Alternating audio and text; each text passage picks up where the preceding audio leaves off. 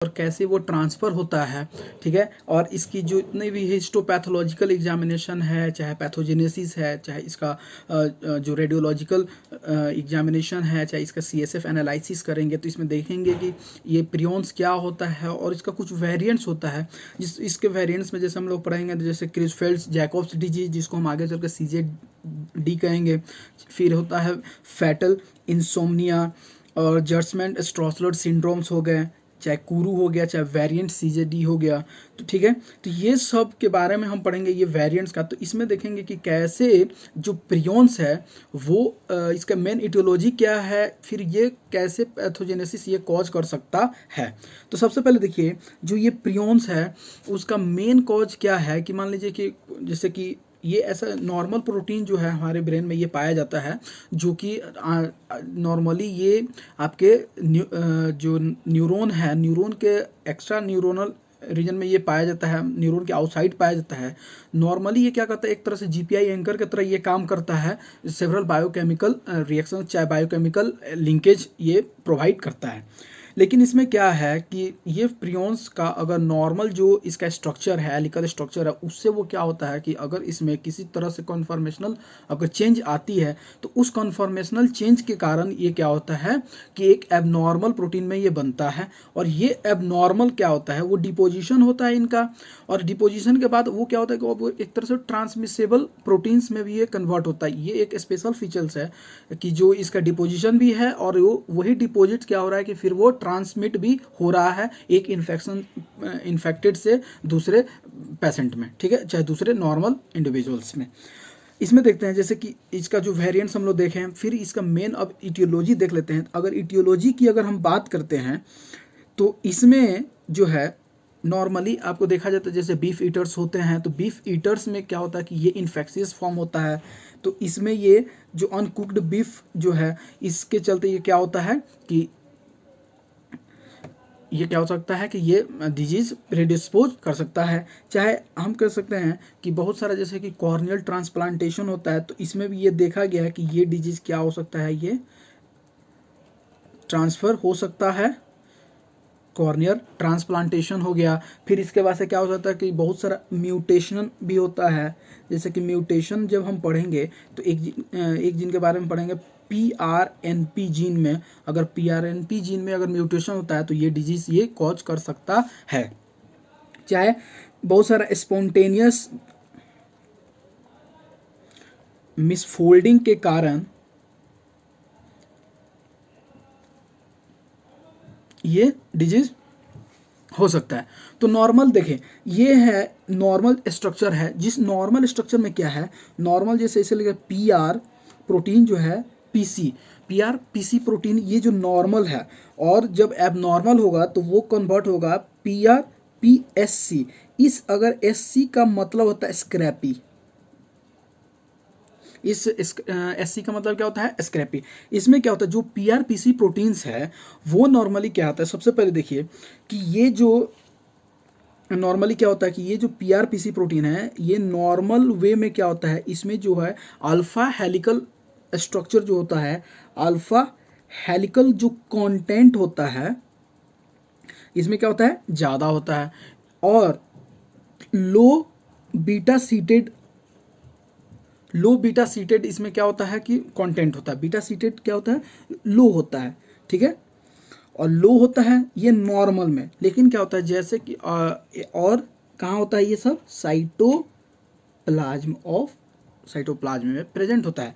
तो ये जिसमें कि अल्फा हेलिक्स ज़्यादा है, ठीक है, अल्फा हेलिक्स ज़्यादा है लेकिन बीटा क्या है, कम है। लेकिन अगर यही अगर पैथोलॉजिकल अगर कन्फर्मेशन होता है, अगर चेंजेस आता है, अगर पैथोलॉजिकल अगर कॉन्फॉर्मेशन आता है, कॉन्फॉर्मेशनल चेंजेज अगर आते हैं, ठीक है, तो इसमें क्या होता है, कॉन्फॉर्मेशनल चेंजेज में जो अल्फा का जो हेलिक्स है ये क्या हो जाएगा, कम होता है। और इसमें बहुत सारा लॉट ऑफ बीटा प्लेटेड, इसमें कंटेंट किसका बढ़ जाएगा, बीटा प्लेटेड या सीटेड जो आपका प्रोटीन्स हैं, इसमें क्या हो जाएगा, कंटेंट जो है ये बीटा प्लेटेड कंटेंट क्या हो जाएगा, इसमें बढ़ जाएगा।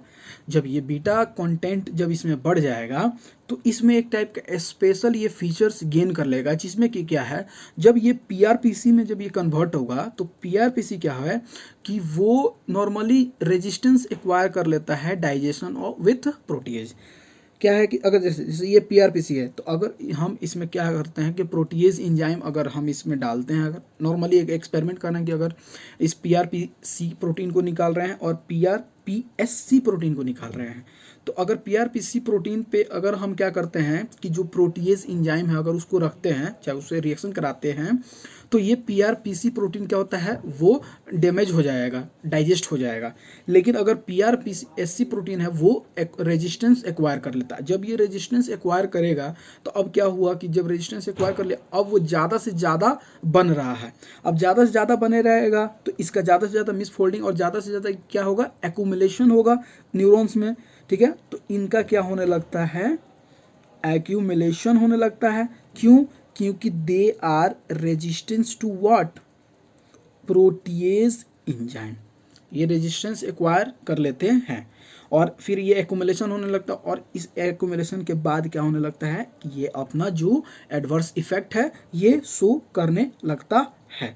लेकिन इसमें एडवर्स इफेक्ट में ये बात है कि जैसे मान लीजिए जो स्क्रैपी है ये डेंजरस क्यों है, क्योंकि क्या होता है कि जब ये कॉन्फॉर्मेशनल चेंजेस लाता है तो ये प्रोटीन का नॉर्मल जो प्रोटीन होता है, ये पीआरपीसी जो है नॉर्मल प्रोटीन होता है हमारे न्यूरॉन में, जो कि हम बताएं कि पहले कि वो एक तरह से जीपीआई एंकर की तरह काम करता है, जो कि नॉर्मली बायोकेमिकल लिंकेज बनाता है।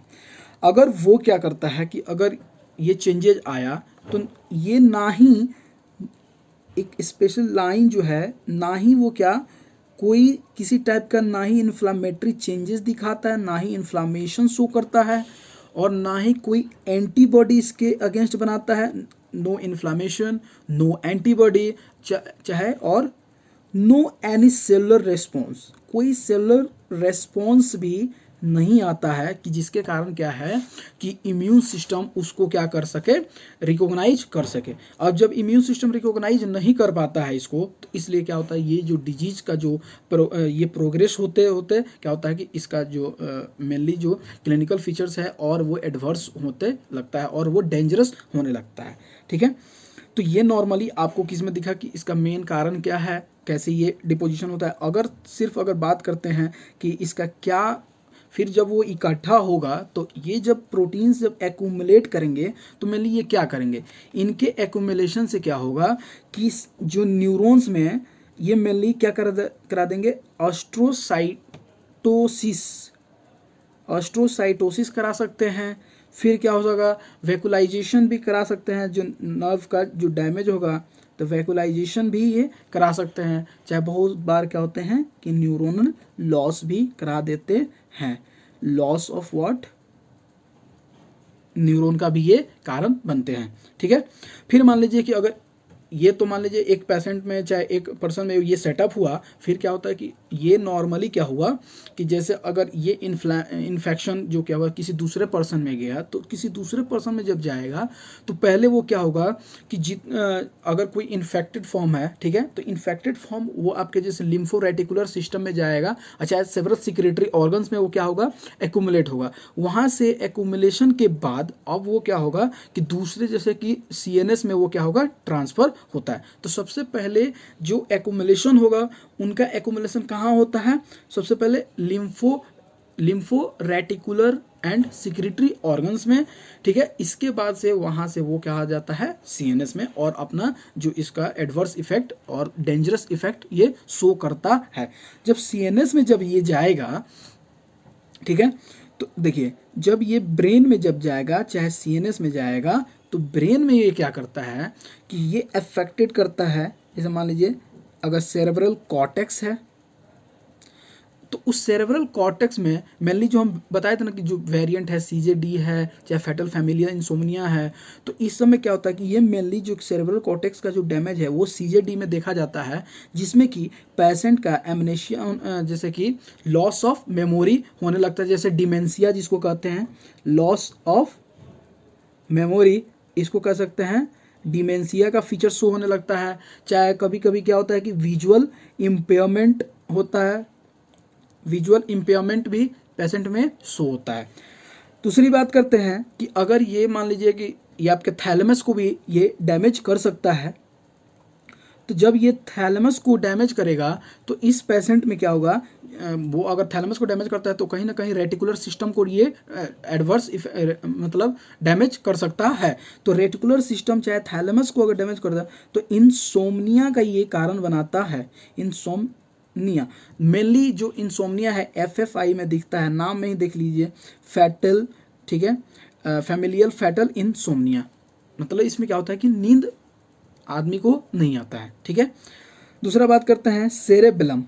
अगर ये सेरेबेलम में अगर ये डैमेज हो मतलब एक अपना डैमेज इफेक्ट शो कर रहा है तो उस पेशेंट में सेरेबेलर एटैक्सिया हो जाएगा। सेरेबेलर एटैक्सिया, सेरेबेलर एटैक्सिया कहने का मतलब क्या हुआ, पेशेंट मतलब जो है अपना वॉलेंट्री वर्क, जैसे कि वो वॉक नहीं कर सकता है, ठीक है, और ये वॉक नहीं कर सकता है normally, patient can't able to walk, ठीक है, कांट एबल टू वॉक। एक तरह से क्यों, क्योंकि क्या होता है एक तरह से वो जनरेट करता है इनवॉलेंट्री जर्की मसल्स कॉन्ट्रैक्शन। इसमें क्या होता है, बहुत बार क्या होता है कि पेशेंट में इन वॉलेंट्री जर्की मसल कॉन्ट्रैक्शन, ठीक है, जर्की मसल कॉन्ट्रैक्शन ये शो करता है। जैसे कि आप अगर रॉबिन्स की बुक पढ़ेंगे तो उसमें एक स्पेशल इसका टर्म भी दिया है, और वो टर्म दिया स्टार्टल मायोक्लोनस। स्टार्टल मायोक्लोनस ये फीचर शो करता है। ये नॉर्मली आपके ब्रेन स्टेम को भी डैमेज कर सकता है। ये ब्रेन स्टेम को डैमेज करेगा, जैसे कि ये दिखता है मेनली मैड काउ डिजीज़ में। मैड काउ डिजीज़ में अगर सेरेबेलम की बात करें तो वो आपको कुरू में और GSS में, ठीक है, जैसे जर्समेंट स्ट्रॉसलर सिंड्रोम में ये ज़्यादातर दिखता है। अब बात करते हैं इसकी, हम हिस्टोपैथोलॉजिकल एग्जामिनेशन की अगर हम बात करते हैं तो हिस्टोपैथोलॉजिकल एग्जामिनेशन में देखते हैं कि जब न्यूरॉन्स में अगर ये डैमेज कराता है तो इस न्यूरॉन में क्या होता है कि वैक्यूल का फॉर्मेशन करा देता है, तो एक तरह से वैकुलाइजेशन हो जाता है। तो एक तरफ ये क्या है, वैकुलाइजेशन ये कर दिया है, ठीक है, यहाँ भी देख सकते हैं बहुत सारा वैकुलाइजेशन कर दिया है। तो ये वैकुलाइजेशन का कारण कौन करता है, ये आपका जो नॉर्मली जो वायरल का जो ये प्रोटीन डिपोजिशन होगा वो अपना हिस्टोपैथोलॉजिकल चेंजेस करेगा, और ये मेनली आपको CJD में दिखता है, ठीक है। CJD में आपको क्रिचफेल्ड जैसे कि जैकॉब्स डिजीज़ में ये आपको शो होगा, और इसमें क्या होगा। और आगे देखते हैं, जैसे ये देखिए ये जो फीचर्स है, चाहे इसके पहले एक और चीज़ समझिए, जैसे यहाँ पे समझिए, जैसे मान लीजिए कि ये अपना ब्रेन का जो पार्ट है,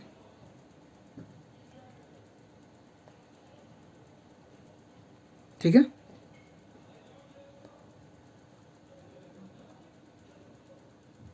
ये मान लीजिए ये ब्रेन है, ठीक है, और इस ब्रेन में क्या है कि जैसे ये मान लीजिए थैलेमस पार्ट है, और ये जो सेरेब्रल कॉर्टेक्स पार्ट है, ठीक है, ये मान लीजिए सेरेब्रल कॉर्टेक्स है, और ये अपना थैलेमिक पार्ट है, थैलेमस है।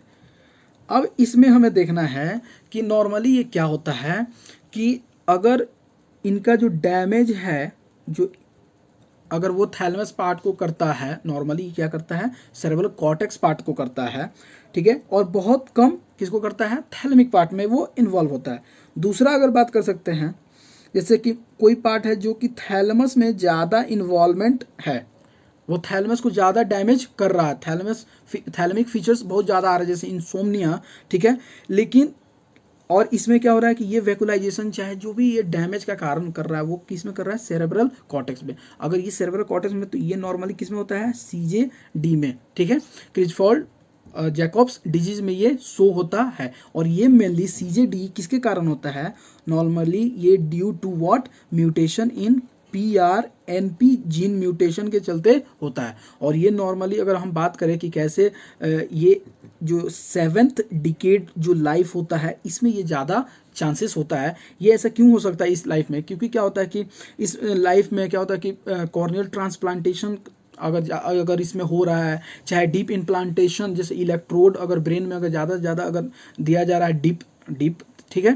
तो डीप इम्प्लांटेशन ऑफ इलेक्ट्रोड के चलते भी ये CJD का कारण हो सकता है। चाहे हम बात कर सकते हैं बहुत सारे एडमिनिस्ट्रेशन करते हैं नेचुरली जो डेराइव है जैसे कि कह सकते हैं ह्यूमन ग्रोथ हार्मोन्स में, तो इसके चलते भी क्या हो सकता है कि ये CJD का कारण कर सकता है। अगर बात करते हैं तो ये नॉर्मली आपको किस में दिखता है CJD? अगर हम रेडियोलॉजिकल की अगर हम बात करते हैं तो MRI में क्या होता है कि जैसे यहाँ पे ये जब ये डैमेज कराने लगेगा, इस सेल्स सबको डैमेज कराने लगेगा कॉर्टेक्स पार्ट को, तो इसके चलते एक स्पेशल टाइप का इसमें फीचर शो होता है, उसको कहते हैं लोग cortical ribboning on MRI feature show होता है। कॉर्टिकल रिबनिंग हम दिखाएंगे इसके बाद में, ठीक है, कैसे इस पे ऐसे शो होता है कॉर्टिकल रिबनिंग व्हाट ऑन MRI। इसमें क्या होगा कि जो MRI पे जब आप देखिएगा तो जो कॉर्टिकल गायराई पार्ट है, ठीक है, चाहे वो फ्रंटल में चाहे आपके ऑसिपिटल में, तो यहाँ पे वो क्या शो करेगा, हाइपर इंटेंसिटी शो करेगा इसमें, ठीक है, हाइपर इंटेंसिटीज ये शो करेगा। अब ये बात करते हैं जो इधर कम डैमेज करते हैं और मेनली वो थैलेमिक पार्ट को ज़्यादा डैमेज करते हैं, तो इसमें आ गया FFI, ठीक है, फैमिलियल फैटल इंसोम्निया, ठीक है। इसमें क्या है, इस डिजीज में कोई स्पॉन्जियोफॉर्म चेंजेस नहीं दिखता है। हम बताएंगे कि स्पॉन्जियोफॉर्म क्या होता है। स्पॉन्जियोफॉर्म चेंजेस इसमें जितने भी हम लोग वेरिएंट पढ़े हैं, जैसे ये पढ़े हैं, पूरे वेरिएंट में सिर्फ एक ये है FFI कि जिसमें कि स्पॉन्जियोफॉर्म चेंजेस नहीं दिखता है, बाकी ये चारों में हमें दिखता है, ठीक है। तो कोई स्पॉन्जियोफॉर्म चेंजेस नहीं दिखेगा। इसमें क्या दिखेगा, स्लिप डिस्टर्बेंस पेशेंट में हमें दिखेगा, क्योंकि वो थैलेमस को डैमेज कर रहा है, तो इसके चलते इंसोम्निया ज़्यादा होगा। ये भी क्या है, PRNP जीन म्यूटेशन के चलते, PRNP जीन म्यूटेशन के चलते ये होता है ये भी। और इसमें क्या है, मेनली जो अस्पार्टेट है वो सब्स्टिट्यूट करता है asparagine at what 170 residue of PRPSC, ठीक है, PRPC पे, ठीक है, PRPC पे 178 जो रेजिड्यू है किसका, अस्पार्टेट सब्स्टिट्यूशन के कारण ये होता है, ठीक है। इसको आप याद कर सकते हैं, ठीक है, किसमें, अस्पार्टेट सब्स्टिट्यूशन, ठीक है, for asparagine at what, at 178 residue on which of PRPC।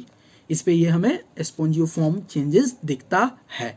और मेन जो पैथोलॉजी अगर इसमें हम बात करें तो वो ग्लायोसिस शो करता है इन्फेरियर ओलेवरी न्यूक्लियस में भी और थैलेमाई में भी, ठीक है।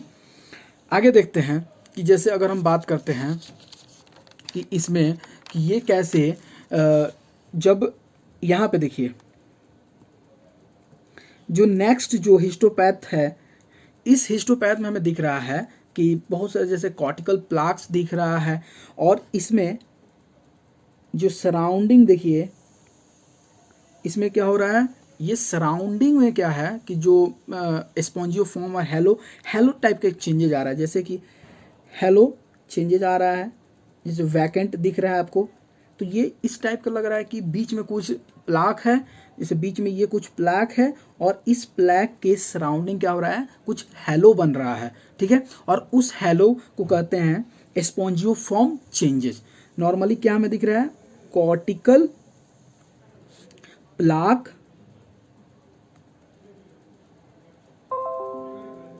Surrounded by what, surrounded by halo spongiform changes.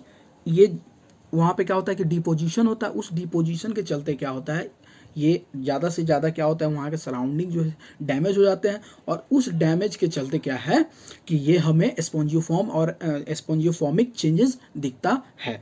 ये जो है नॉर्मली किस में दिखता है, तो VCGD में, ठीक है, वेरिएंट क्रिजॉल्ड जैकॉब्स डिजीज में हमें ये दिखता है, लेकिन इसमें कोई जीन म्यूटेशन नहीं होता है, PRNP जीन, कोई जीन म्यूटेशन नहीं है।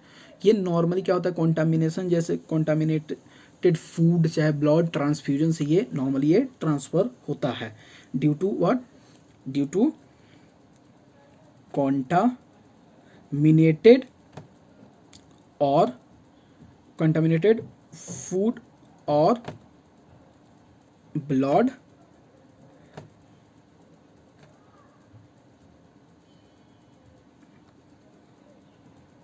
ट्रांसफ्यूजन में हमें ये दिखता है फीचर्स, ठीक है।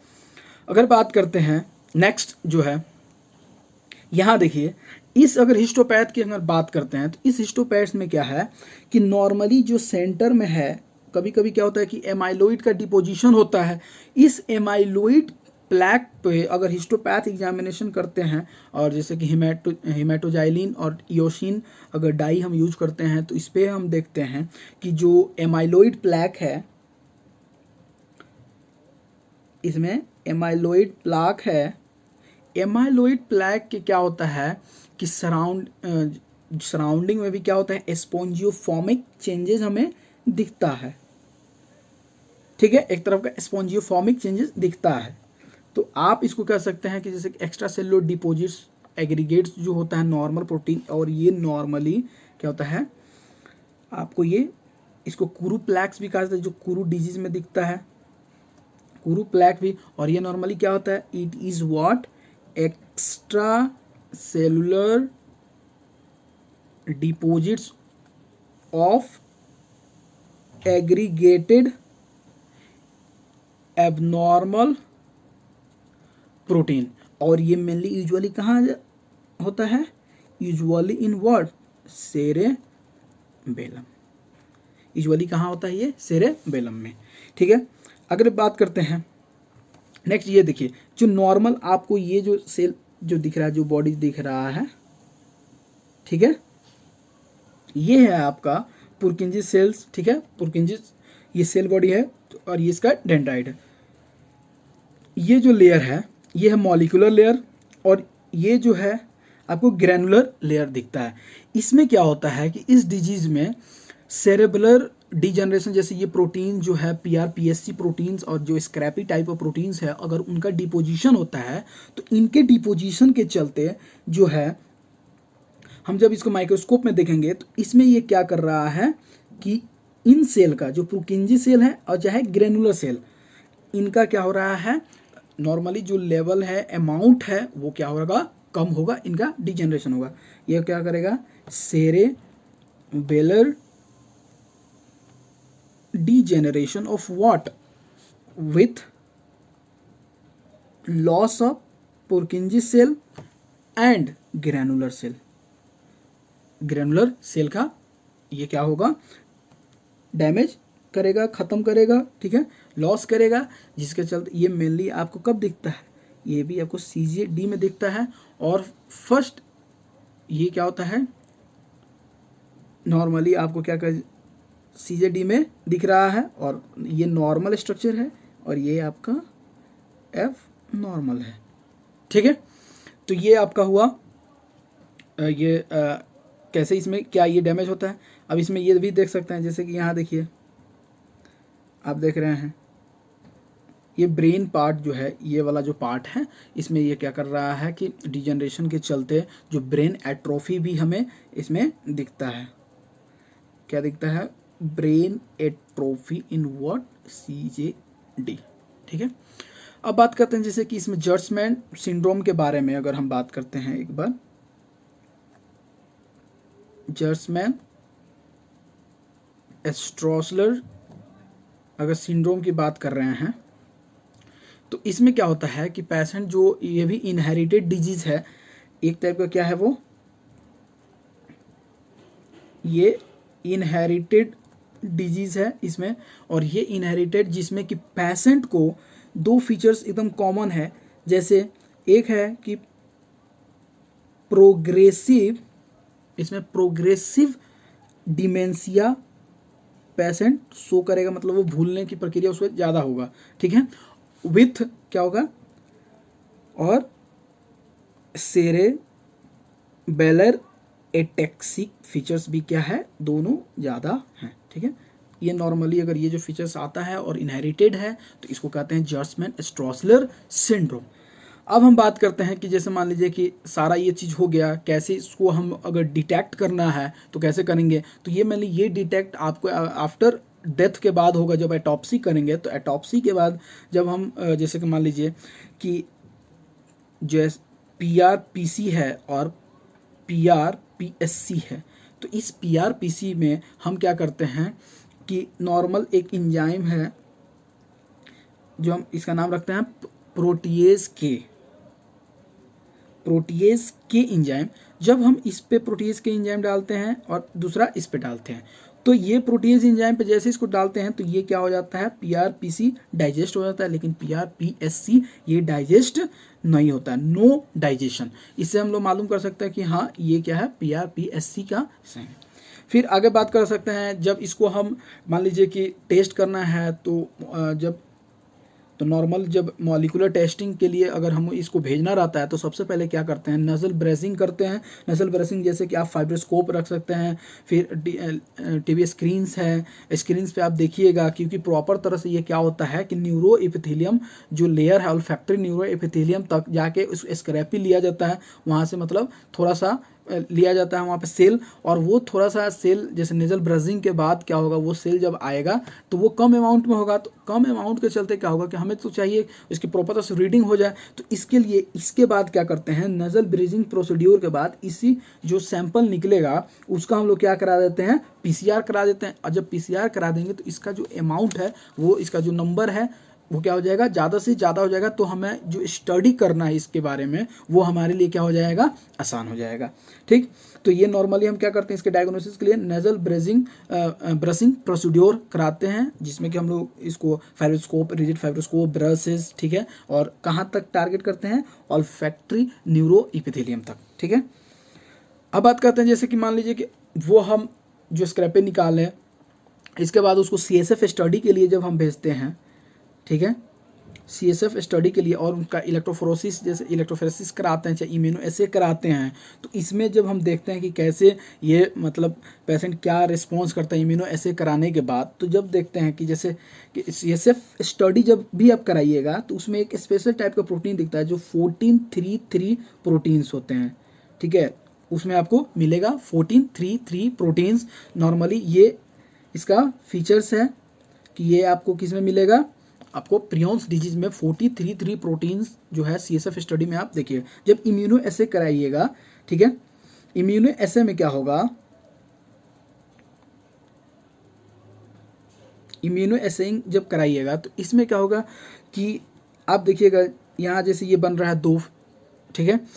जो ये C+ का मतलब हुआ कि नॉर्मली क्या है कि ये पॉजिटिव कंट्रोल है, ठीक है, ये है पॉजिटिव कंट्रोल, और N मतलब हुआ निगेटिव कंट्रोल, ठीक है।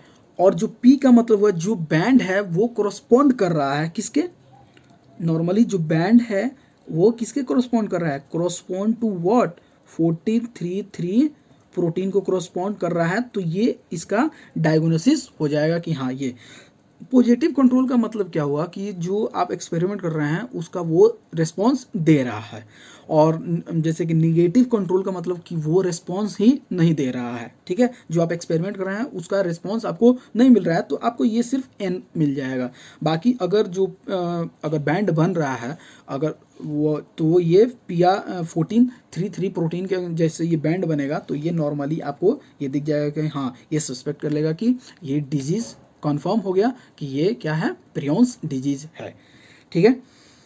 बात करते हैं जैसे कि इसके बाद जैसे आप इमेजिंग भी कर सकते हैं, इमेजिंग कीजिएगा तो इसमें आप जैसे फ्लेयर कर सकते हैं, चाहे डिफ्यूजन वेटेड MRI कर सकते हैं, आप इसमें फ्लेयर कर सकते हैं, डिफ्यूजन वेटेड MRI कर सकते हैं। इसके पहले आप CSF स्टडी किए, ठीक।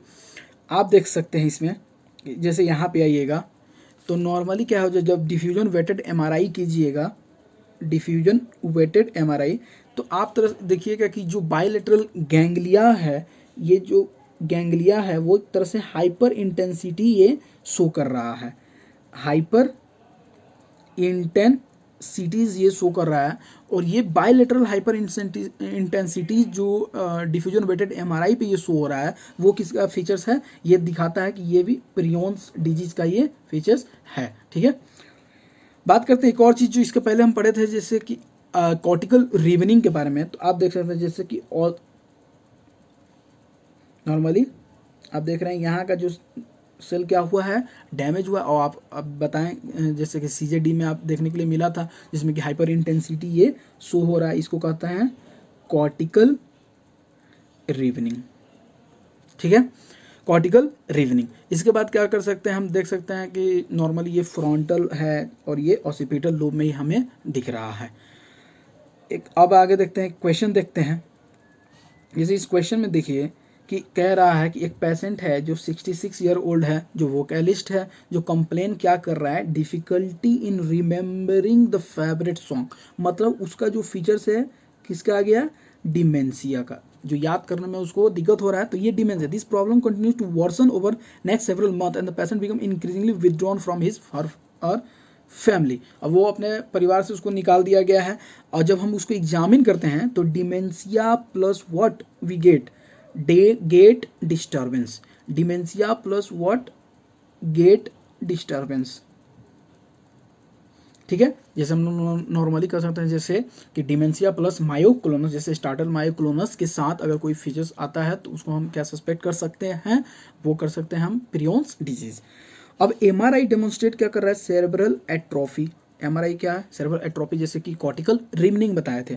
जब सीएसएफ पर देखिएगा कोई इन्फ्लामेटरी सेल्स नहीं होता, क्योंकि वो नॉर्मल प्रोटीन के अगेंस्ट बनता है, तो कोई इन्फ्लामेटरी कोई भी चेंजेस नहीं होता है। लेकिन हाँ, जब हम इसको इंसिफेलोग्राम करते हैं तो इसमें क्या दिखता है, पीरियोडिक स्पाइक वेव कॉम्प्लेक्स। और ये नॉर्मली और 1 मंथ लेटर क्या हो रहा है, पेशेंट बेड रिडन है, नॉन रिस्पॉन्सिव, और सब्सिक्वेंटली क्या हो रहा है, डाइज हो रहा है। जब हम इसका एटॉप्सी कर रहे हैं, एटॉप्सी के बाद हमें ये मिल रहा है स्पेसिफिक टाइप ऑफ एमाइलोइडोसिस, मतलब डिपोजिशन।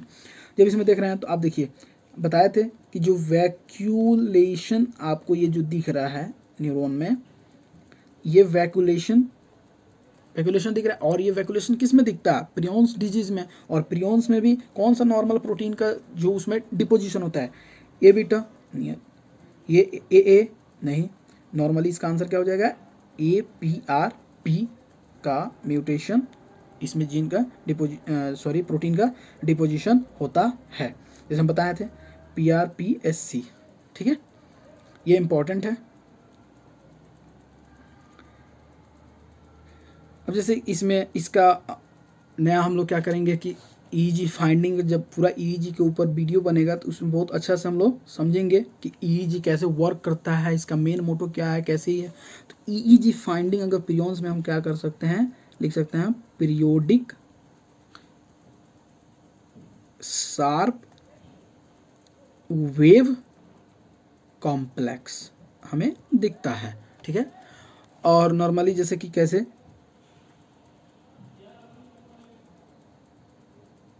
ऐसे ये कुछ रेगुलर इंटरवल पे ये क्या होता है, एक स्पाइक्स दिखता है। तो ऐसा जो है फीचर्स, ठीक है, आप देख सकते हैं नॉर्मली ये स्पाइक्स बन रहा है। तो ये जो स्पाइक्स बनता है वो regular interval periodic sharp wave complex कहते हैं, और ये नॉर्मली किस में मिलता है, प्रियॉन्स में मिलता है। ठीक है, thanks for watching and please do subscribe and like my channels and share with your friends.